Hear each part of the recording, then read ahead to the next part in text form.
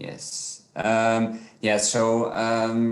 did research for my thesis on the Simpson Bay Lagoon, on evaluation of the ecosystem services provided by the lagoon, and then also assessing future management scenarios and see what their effect is on the economic value of the lagoon, besides, of course, all the environmental benefits.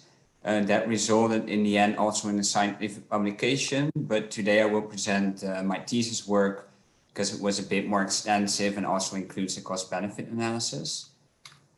So the context. What is the Simpson Bay Lagoon? Well, the Simpson Bay Lagoon is, as you can see in the map, hopefully, an inland lagoon, one of the largest ones in the lower Antilles. And the lagoon provides many ecosystem services now, and especially potentially, like protecting nearby citizens from flooding and storms, for recreational purposes, for biodiversity, for water filtering. But what we see is that actually the ecological integrity of the lagoon is very much degraded. And one of the biggest reasons for that is sewage discharge, as you can see in the pictures as well.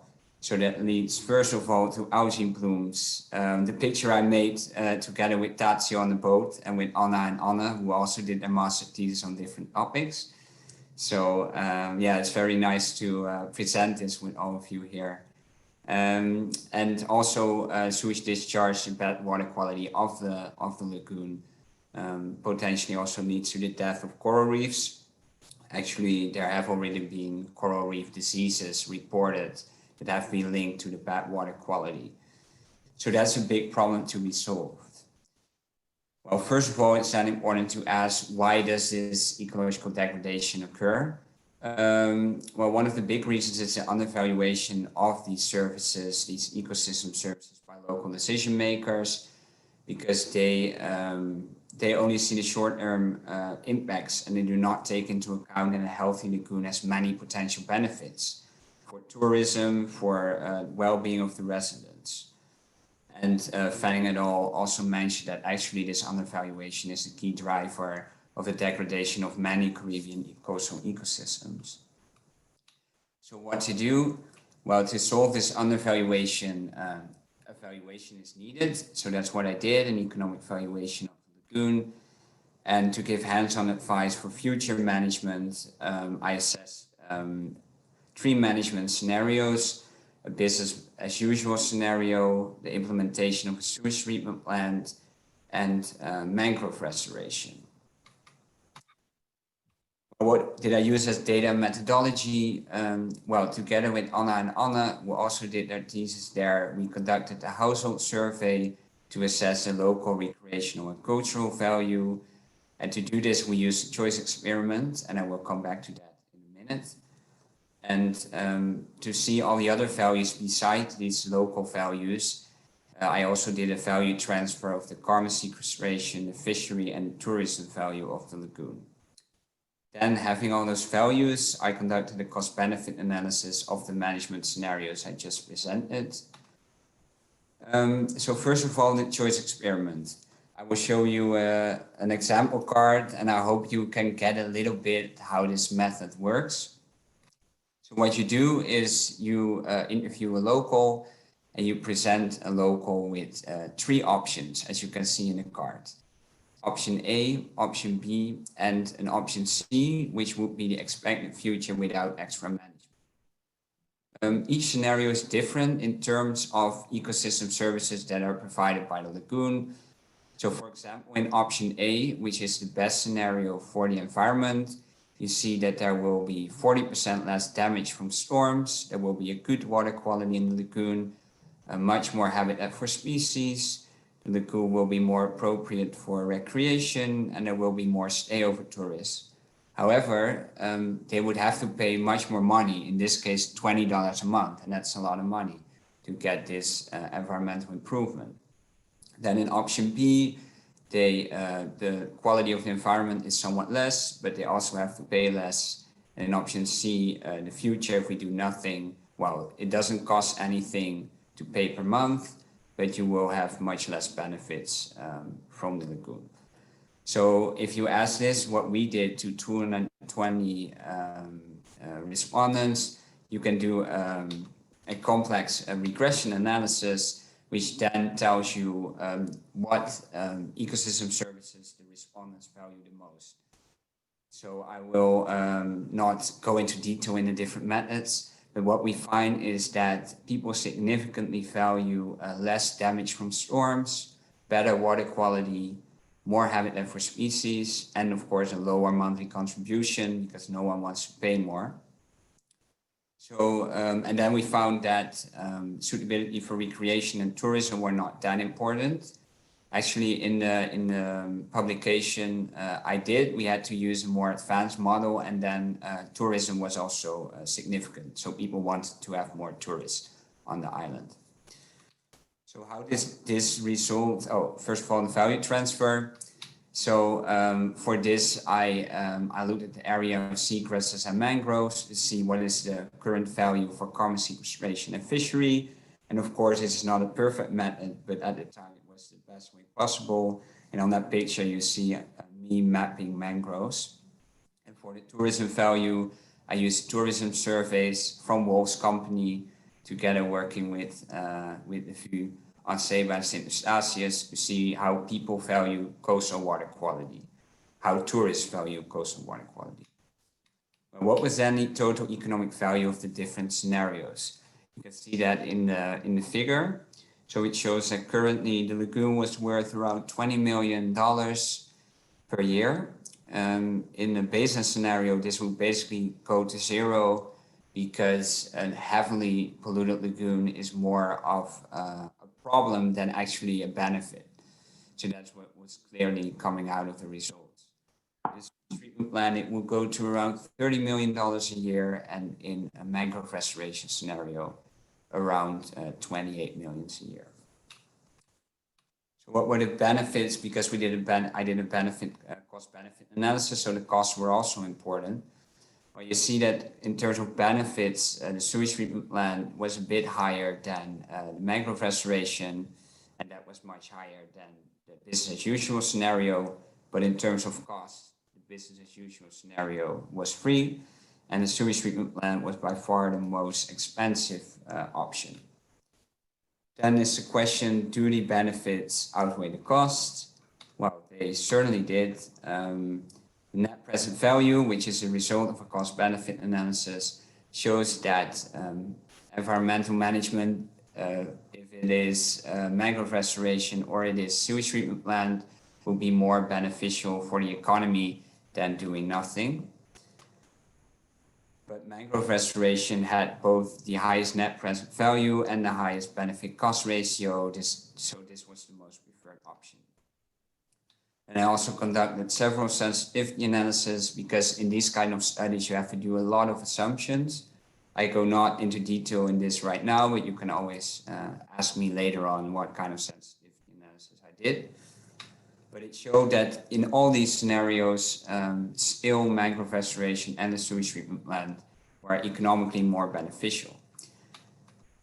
And then in the end, sewage treatment plant was beneficial, but mangrove restoration was even more beneficial. And this also shows the importance of nature-based solutions. So mangrove restoration just let nature do its work. And with the sewage treatment plant, it is more of a man-made structure. So it's clearly nice to see how nature can provide so many benefits for us, also in restoring an ecosystem.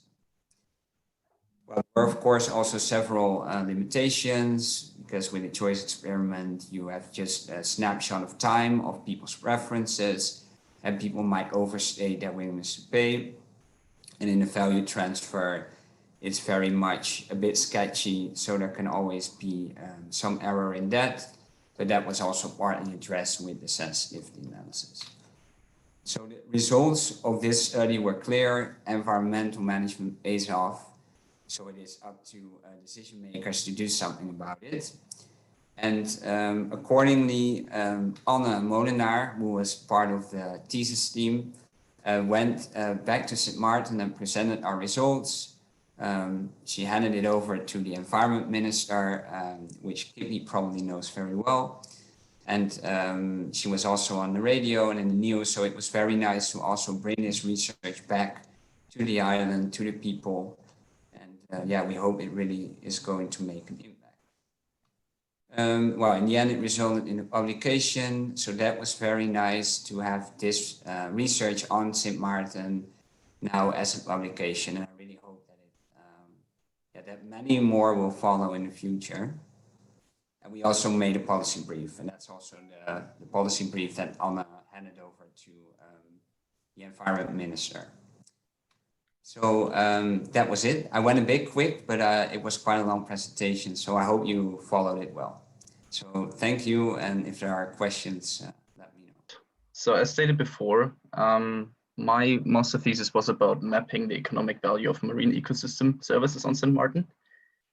And to give you a little introduction, for those who don't know, Sint Maarten is part of the Leeward Islands together with Saba and St. Eustatius. And the exclusive economic zone of the Leeward Islands encloses the whole Saba Bank, which counts for one of the highest or richest biodiversity in the whole Caribbean. Sint Maarten is independent since 2010, I think, whereas the French Saint Maarten belongs fully to France. So we have a little bit difference in the legal status of both island parts. And in terms of economy, the island is completely dependent on tourism, as we can also see in the graph that in all the last years, apart from this year due to COVID, of course, the tourist numbers have been between 2 million and 2.5 million on average, divided into air and cruise travel.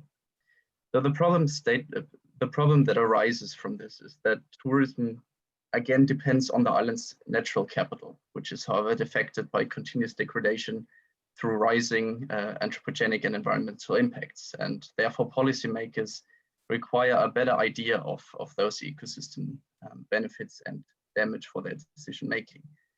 So my main research question was, what is this economic value of the Sint Maarten's marine ecosystem services and how is it distributed? Marine ecosystem services can mainly be grouped into 3 categories: provisioning services like food and raw materials, regulating services like climate regulation, and cultural services like recreational services. So for this reason, both the French and the Dutch island have implemented marine reserves in the past. The Reserve Naturel was implemented in 1998 already, and then the Dutch Man of War Shoal Park in 2010. However, in 2017, Hurricane Irma came and destroyed a large part of the island, including, I think, about 50% of the coral, 80% of the mangroves, and also 90% of buildings and infrastructure, together with all ongoing restoration projects. So for this reason, I wanted to map the current state of the ecosystem services. And this has started in 1919 with GIS, and it helps to make site-specific valuation data readily available for decision making.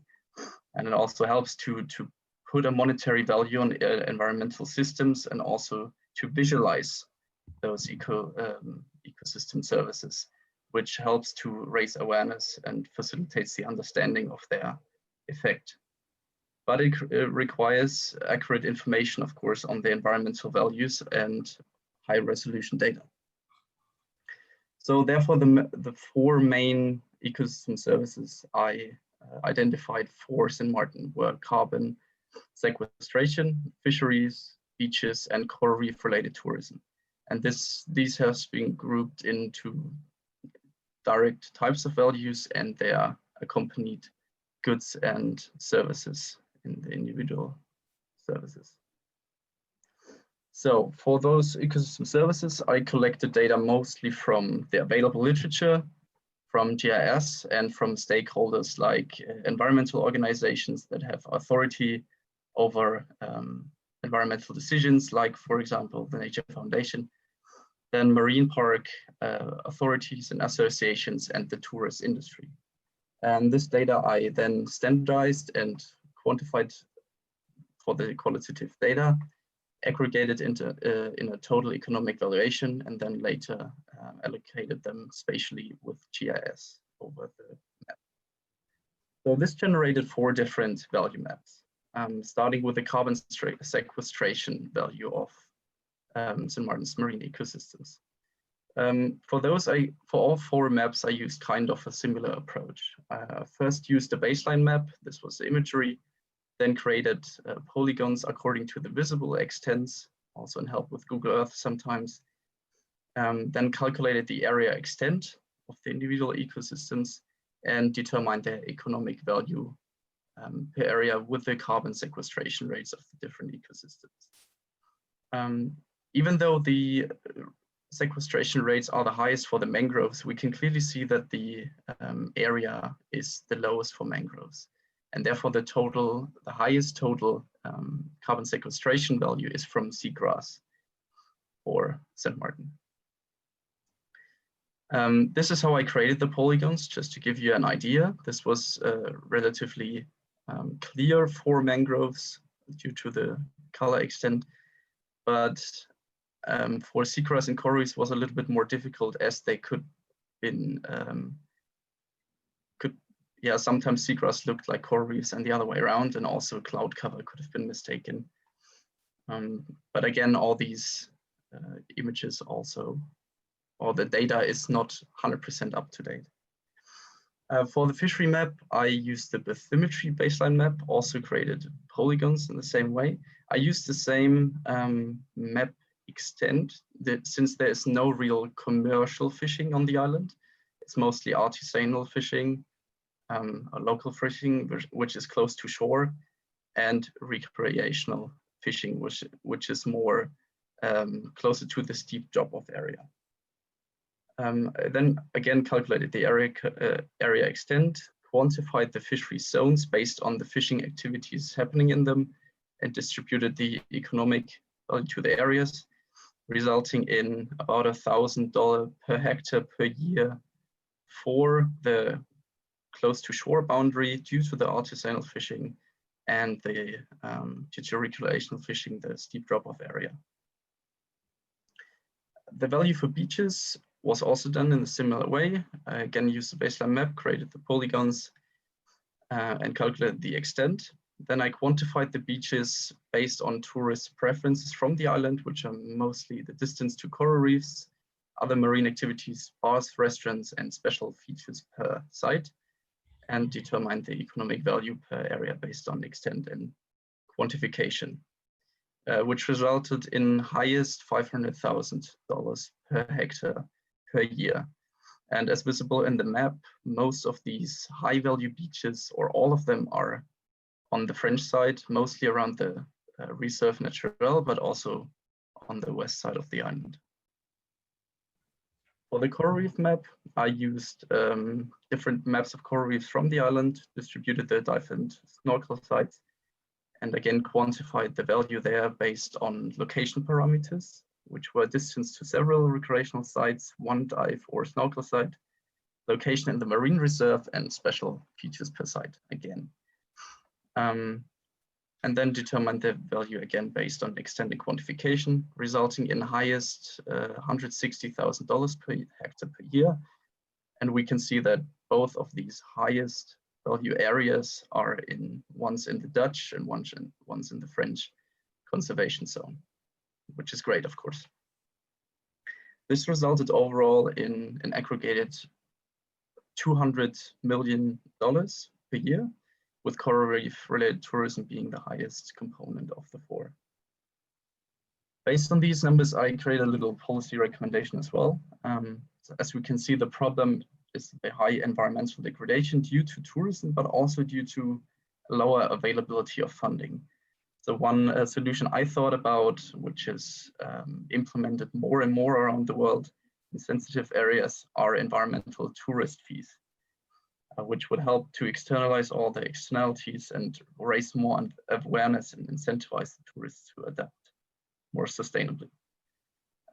Also, according to several studies I read before, is that tourists also in St. Maarten show a higher willingness to pay for protection and conservation measures, as they can see the damage more and more that is happening. Another objective would be, with such available funding, would be to increase the MPA area.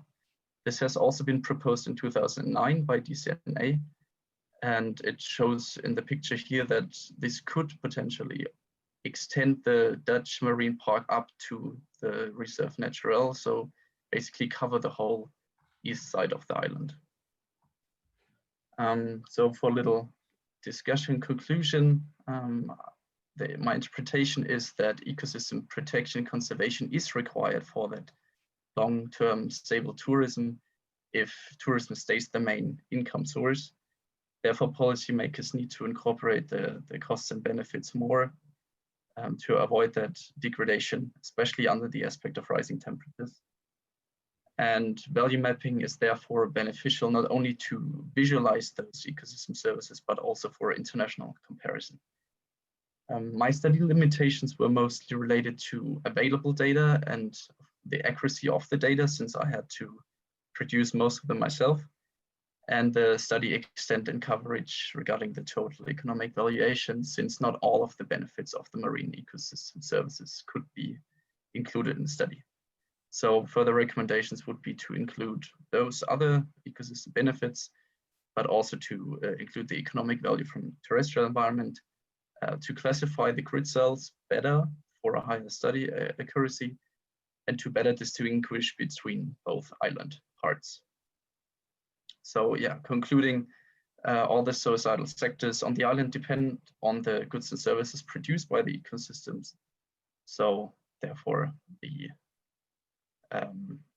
requires an integration of nature conservation in all of the local decisions, certainly.